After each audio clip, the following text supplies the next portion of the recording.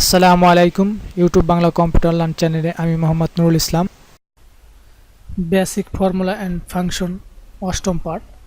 এই পার্টে এক্সেলের যে দুটি ফর্মুলা নিয়ে আলোচনা করব তা হলো লার্জ এবং স্মল, এবং লার্জ ফাংশন ব্যবহার করে কিভাবে অটো শর্ট করা যায় সেই প্রক্রিয়াটি আমরা দেখব।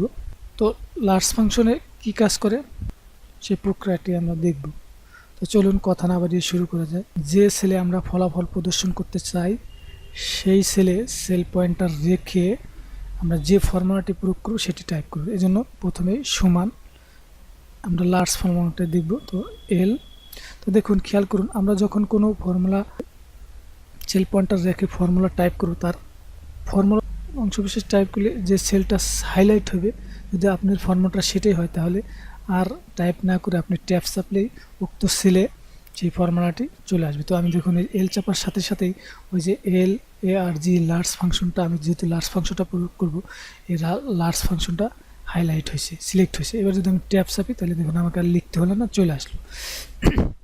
তো লার্জ ফাংশন যে কাজটা করে সেটা হলো যে কোনো নির্দিষ্ট রেঞ্জ থেকে কততম বড় সংখ্যাটা আমরা বের করতে চাই, সেই কততম বড় সংখ্যা 1, 3, 5 কততম বড় সংখ্যাটি বের করতে চাই, লার্জ ফাংশনটি সেই কাজটি করে। তো আমি যে এখানে লার্জ লেখার পর অ্যারে, আমি কোন রেঞ্জ থেকে, আমি এইখান থেকে এই পর্যন্ত রেঞ্জ, এই রেঞ্জের মধ্যে থেকে আমি বার করব। তো আমি এইটা রেঞ্জ সিলেক্ট করে কমা, এরপর আমি কততম বড় সংখ্যা বের করব তাহলে আমি সেটি লিখব। আমি যদি প্রথম বড় সংখ্যা বের করতে চাই সেক্ষেত্রে আমাকে 1, দেখুন আমি 1 লিখে আমি যদি ব্র্যাকেট ক্লোজ করে এন্টার দিই তাহলে দেখুন এই রেঞ্জের মধ্যে থেকে প্রথম বড় সংখ্যা যেটি সেটা হচ্ছে 80। তো এইখানে ফলাফল প্রদর্শন করছে 80। তো এবার যদি আমি যদি আমি দ্বিতীয় বড় সংখ্যা চাই অথবা তৃতীয় বড় সংখ্যা, সেক্ষেত্রে এখানে মাউস পয়েন্টার রেখে দেখুন এই যে এখানে ফর্মুলা বারে আমি এখানে এডিট করতে পারবো। এখানে একের জায়গায় আমি যদি 2 লিখে দিই তাহলে দেখুন এখানে দ্বিতীয়তম বড় সংখ্যা হচ্ছে 75, সেটা প্রদর্শন করছে। এভাবে যদি আমি তৃতীয়তম চাই, চতুর্থতম যে চাই সেটা আমরা এই ফর্মুলা বারে এডিট করে নিই। তো আমরা ফর্মুলা বারে এডিট করতে পারি, অথবা এখানে সেল পয়েন্টার রেখে আমরা কিবোর্ড থেকে যদি F2 চাপি তাহলে কিন্তু এডিট মোড আসবে। তো এখান থেকে মনে করেন এখন যদি আমি 3 লিখে এন্টার করি তাহলে দেখুন এনে 3তম বড় সংখ্যা হচ্ছে, প্রথম হলো 80, এরপর হলো কত 75, এরপর হলো 65, এটা হলো তৃতীয়তম বড় সংখ্যা, এটা প্রদর্শন করছে।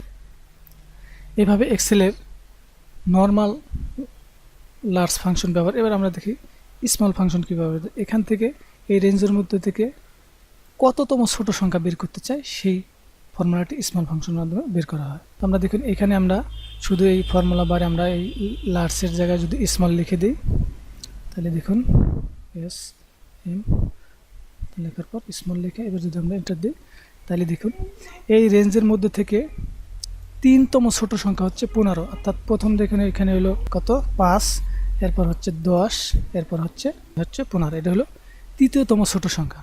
আমি যদি এখান থেকে প্রথম ছোট সংখ্যা চাই তাহলে সেই ক্ষেত্রে আমরা এই 3-এর জায়গায় যদি 1 লিখে দিই তাহলে দেখুন প্রথম অর্থাৎ 5। তা এইভাবে এক্সেলে বড় সংখ্যা এবং কততম বড় সংখ্যা এবং কততম ছোট সংখ্যা তা নর্মালি বের করা যায়।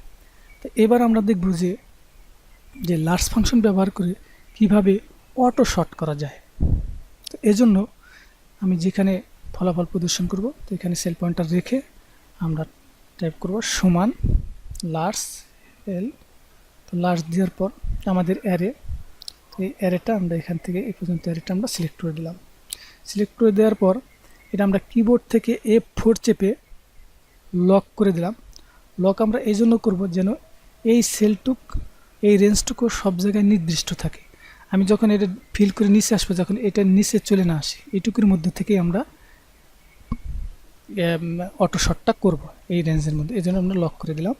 তো এরপর আমরা কমা দেব, কমা দিলাম। কমা দেওয়ার পর আমরা যেমন প্রথম বড় সংখ্যা লেখার জন্য এখানে 1 লিখছি, দ্বিতীয়তম বড় সংখ্যা লেখার জন্য 2 লিখছি। তো আমরা এটি না করে আমরা দেখুন এই যে এই পাশে যে সিরিয়াল নাম্বার করা আছে, এই সিরিয়াল নাম্বারের প্রথম এই সেলটা সিলেক্ট করে দিলাম। এবার সিলেক্ট করে দিয়ে আমরা ব্র্যাকেট শেষ করে যদি এন্টার দিই তাহলে দেখুন এই যে প্রথম বড়তম সংখ্যা 80 সেটা প্রদর্শন করছে।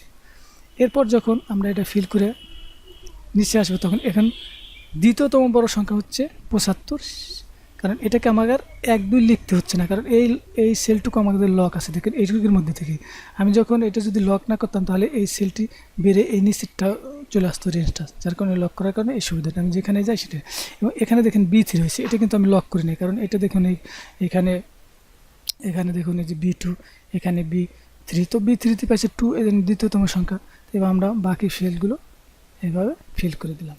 তাহলে দেখুন যে আমাদের এই যে এখানে যেহেতু B2তে আছে 1, 1তম বড় সংখ্যা, প্রথম বড় সংখ্যা, দ্বিতীয় বড় সংখ্যা, তৃতীয় বড়, এইভাবে এক্সেলের লার্জ ফাংশন ব্যবহার করে শর্ট করা যায়। তো শর্ট আমরা অটো শর্ট, আর শর্টটা আমরা সাধারণত অ্যাসেন্ডিং ডিসেন্ডিং শর্ট, এটা আমরা সকলেই জানি ডাটা মেনু থেকে করতে হয়। আপনি যদি আমার চ্যানেলটি এখনও সাবস্ক্রাইব করে না থাকেন তাহলে সাবস্ক্রাইব করুন এবং পাশে থাকা বেল আইকনে ক্লিক করুন, তাহলে আমি যে ভিডিওগুলো আপলোড করব সবার আগে সর্বপ্রথম আপনি এর নোটিফিকেশন পেয়ে যাবেন। ফলে নতুন নতুন ভিডিও দেখে এক্সেলে দক্ষ হয়ে যাবেন। আমার পরবর্তী ভিডিও দেখার আমন্ত্রণ জানিয়ে আমি মোহাম্মদ নুরুল ইসলাম আজকের মতো এখানেই। আল্লাহ হাফেজ।